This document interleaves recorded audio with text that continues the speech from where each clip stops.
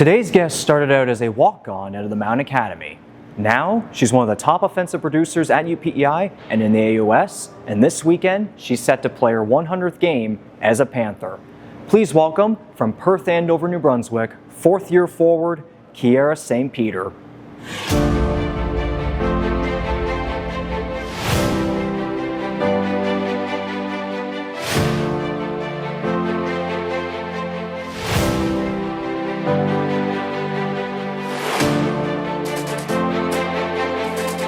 Inside Panthers Hockey, Season 1, Episode 4. Kierra St. Peter, otherwise known around the locker room, around the team as KSP. Thank you for taking the time to come on. Thanks for having me. Of course. Obviously, as we're speaking, last night, big win against Moncton. Some very key points for the very tight playoff race that's been going on since the second half first began. But first regulation win, too, since the first half, and also first win streak as well, coming off the show victory against the Tommies. It must have felt pretty good trying to get things back in the right direction for both yourself and the team, right? Yeah, it felt really good. You know, all the girls were super excited, and, you know, our minds are just at, you know, winning the Battle of the Bridge. You know, that's our big goal, and also we want to secure a playoff spot and kind of separate ourselves within the playoff run. So yeah, we're sitting in a good spot come Saturday night. Yeah, we're going off the promotion, Battle of the Bridge and whatnot. Yeah. Of course, the game coming up is Saturday, but we will get to that later on here. For yourself, for this not so great start to the second half, but obviously recently starting to turn things back around, how have you been pushing yourself through it and trying to make sure that you're kind of getting back in the right direction? Yeah, so you know, a big thing that our team has been focusing on since, you know, coming back from Christmas was, you know, things haven't been going the way we want, even though we've been playing phenomenal, and just sticking with the course that we have set out for ourselves, and, you know, really trying to focus on what we have built on since the start of the season. And I liked what Espo said whenever I interviewed her after last night, at the very end of the game recap that was written.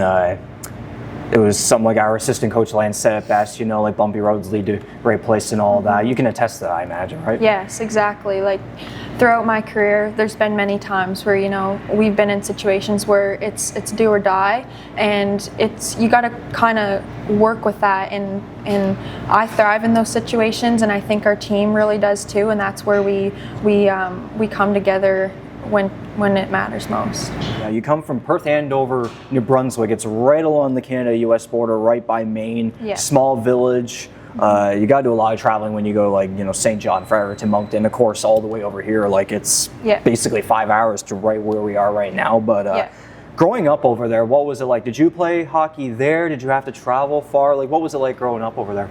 Yeah, so I started skating when I was 4 years old. And then played minor hockey all the way up until Pee Wee, where I played for the Northwest Bulls out of Woodstock, New Brunswick. And I played boys hockey up until midget when I came to the Mount. But yeah, so very small community, not many girls played. I was like one out of 3 or 4 girls that was playing at the time. So I really stuck to the male side of hockey, and I believe it's brought me to where I am today. You know, the competitive nature really pushed me through to develop, and I had to work 10 times harder than some of the guys to fit in. So yeah, so played minor hockey and then played for the Bulls. And then I also, come my Bantam year, I played for the Phantoms out of Fredericton, New Brunswick. So that's when I started to, you know, have to travel a lot farther than normal. So it was about an hour drive to my practices, and then games were all over New Brunswick and Atlantic Canada. So it was hard for my parents, but, you know, it's something you have to do, and I guess coming from a rural community, you know, you don't really have the opportunities that most people do coming from a big area, so I'm thankful for that. I mean, you know, getting to go on all those road trips and such, I mean, it's bonding experiences, right? Exactly. It's good to be with the family, you know, with the team and all that. And And a competitive physical nature too, playing with and against men when you were younger. What did you learn from playing with men back in those days? Like, what was that like? Yeah, so like it definitely, I find like that's where my speed really became a big factor. It's like I had to really work on that, and you know, pushing to keep up with the pace. It's a lot faster, you know.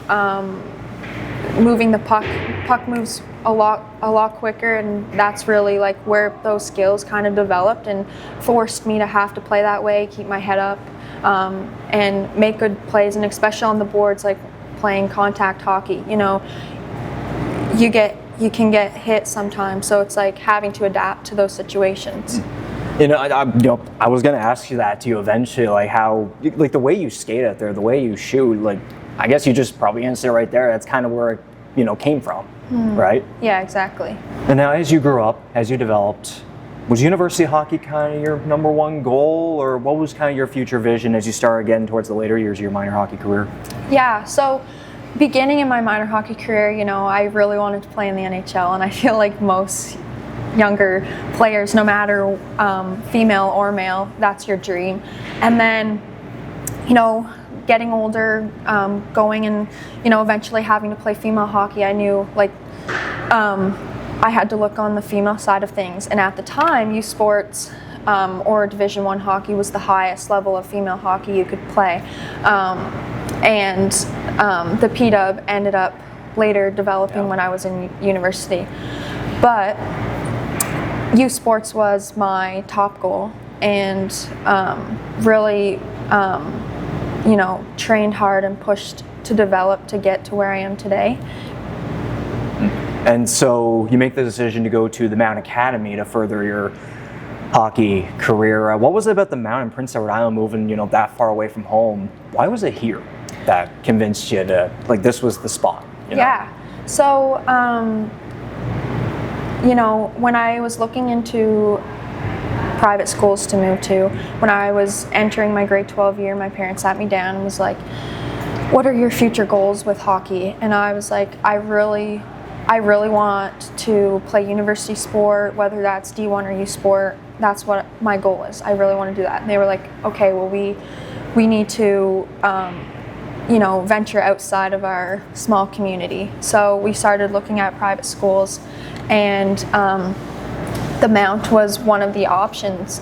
And immediately from the start, speaking with Kenny McDougall, he just is such an amazing guy, made me feel so welcomed, and I just knew that this is what the community was going to be like. And once I came and visited the island, you know, growing up, came over here, did the Andrews hockey program a bunch. I just loved the island. It's just such a beautiful province. And knowing that Charlottetown is a smaller city was also very comforting, because coming from a small town, it kind of gave me the same vibe. So that's kind of some reasons why I chose PEI. Yeah, I definitely began, you know, hearing a lot of the players, you know, Prince Edward Island, especially during the summers too, which like Akaya, for example, answered before, like the summers attract a lot of people to Prince Edward Island. We know how the winters are, but that's why we have the hockey to, you know, distract from the weather and all of that. But of course, understand with that comfort thing and whatever. And that one year you were at the Mount, you happened to stumble upon now current teammates, Orianna MacNeil and Rachel Richards. Take me through that year at the Mount, what your experience was like there, and you know, meeting them for the first time and playing with them. Yeah. So I'm so fortunate that I got to meet them, and we eventually moved on and played our university career together. But Mount was such a surreal experience. Having my first year of private school with both of them was amazing, and you know, me and Orianna clicked right off the bat, like on the ice, and a lot of my points came from her feeding me on the ice, and a lot of my goals came from her. We just clicked so well. She's a very offensive defenseman, and I love having a teammate like that.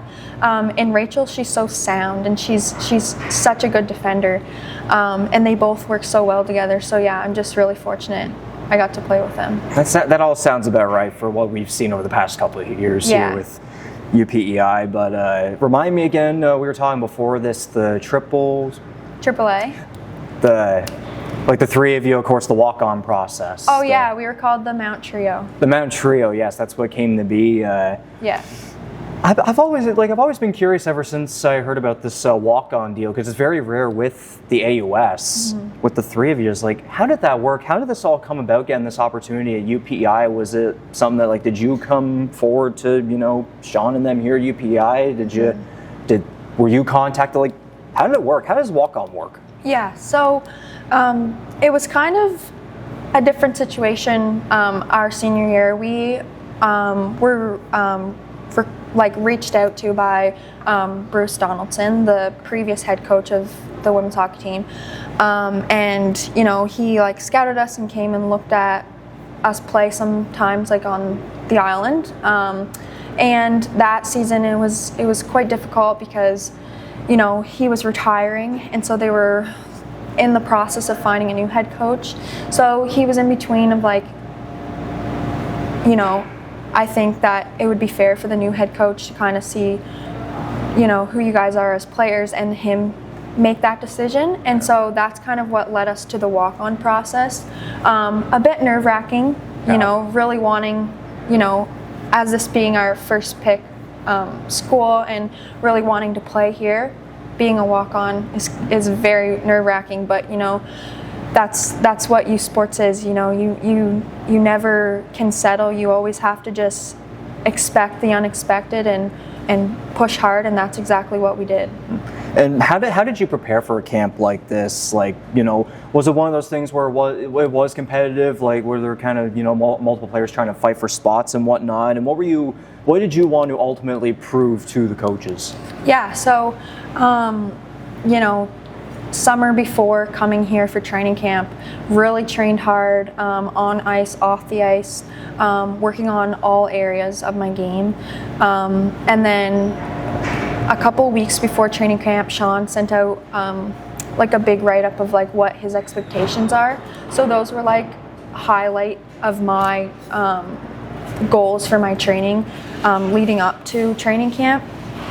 And when I got here, it was very nerve-wracking, but just tried to go out there and leave it all on the ice and show the coaching staff who I truly am as a player, show the coaching staff who I am as a player, and they obviously liked what they saw. For a camp like this, in the situation that you were in, was it one of those ones where you're kind of feeling the nerves the whole time, or was there maybe a moment where you thought to yourself, I belong here? Mm-hmm. You had that gut instinct that this was it, this was going to be your opportunity, and kind of where we're at right now. Did you have that in your mind, or what was going on? Yeah, so being a walk-on especially, and also being a rookie is very challenging. But instantly, right off the bat, coming in, the girls were very including. They were, they really, made us feel welcome. And on the ice portion, it's difficult because you come from a team where you are one of the best players, and then come training camp, you realize I'm not the best of the best anymore, and I got to work my way up to that. So I think a big thing was having Ori and Rachel. We got to kind of go through that process together, and they made it. Having both of them made it a lot better, a lot easier to deal with. And to go from a walk-on to now being one of the top offensive producers for the team, and even across the league as well, and you're about to get to your 100th career AUS regular season game with the Panthers this Saturday in Moncton. Yeah.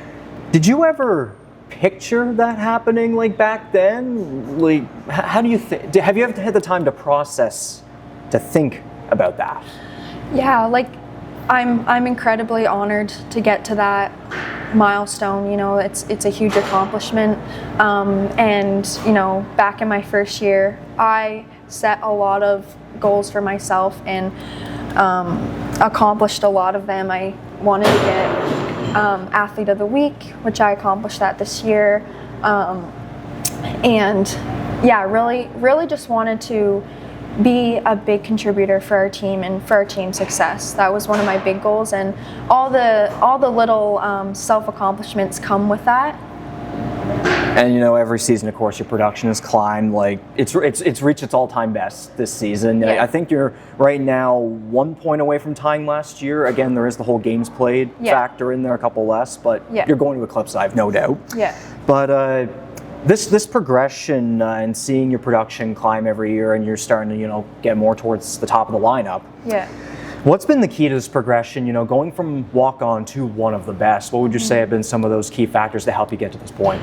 Yeah, so I just think right from day one, watching the best of the best and looking at what factors make them stand out.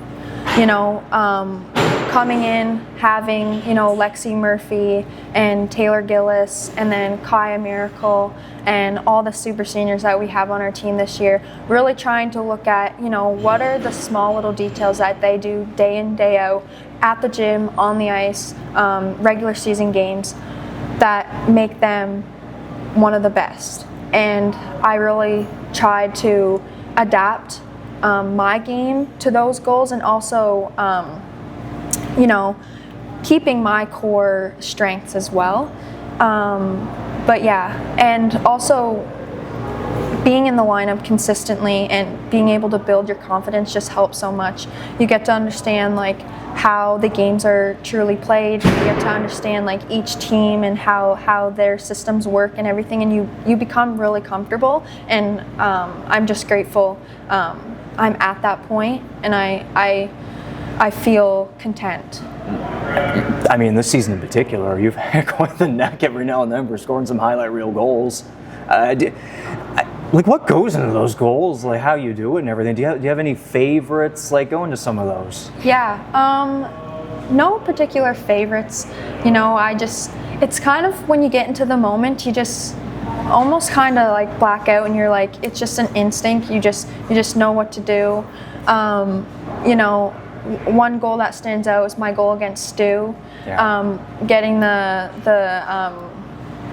turnover pass in the neutral zone and carrying it in, and just dangling past that defenseman and breaking some ankles. Yeah, putting it top shelf. That was just a highlight for me. But in that moment, it's you don't have enough time to really process everything. It's just you have to make quick decisions, and yeah.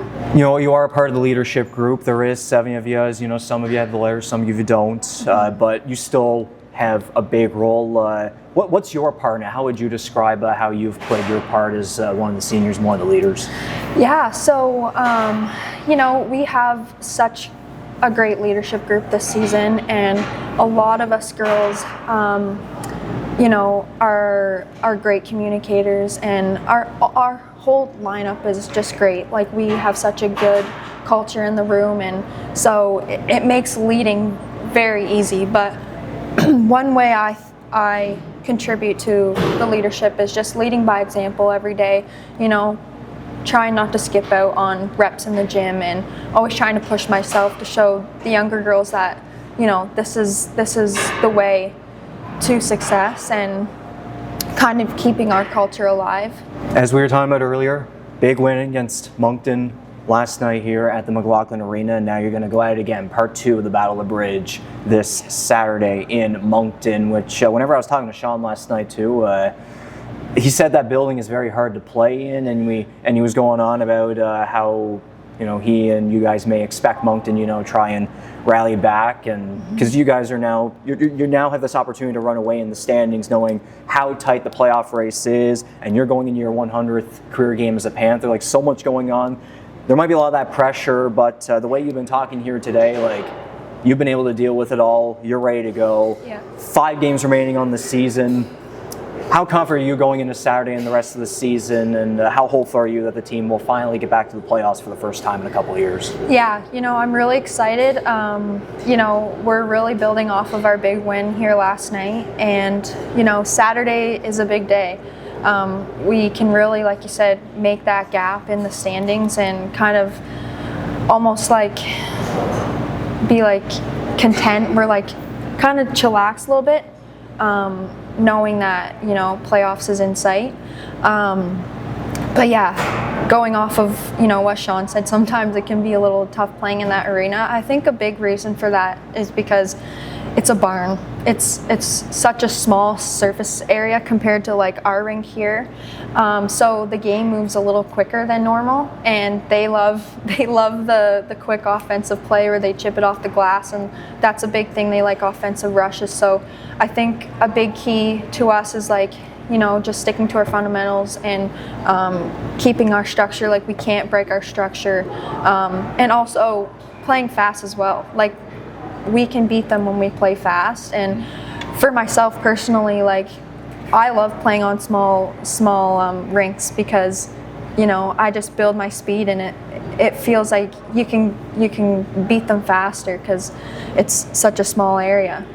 You want to try and maybe get home ice advantage, have that first playoff game here too, right? Yeah, that's a big key for us, is we want home ice advantage. You know, it really does give you a boost within come playoffs, and yeah, that's one of our goals. All right, well, KSP, it was a pleasure for episode number 4 of Inside Panthers Hockey. From a walk-on to the Mount Academy, you're from Perth Andover, New Brunswick. Now you're about to approach your 100th game as a Panther against Moncton in Moncton this Saturday. I just wanted to say congratulations. Thanks for taking the time to come on here. Best of luck this weekend and the rest of the way. Let's go get them. Thank you so much for having me.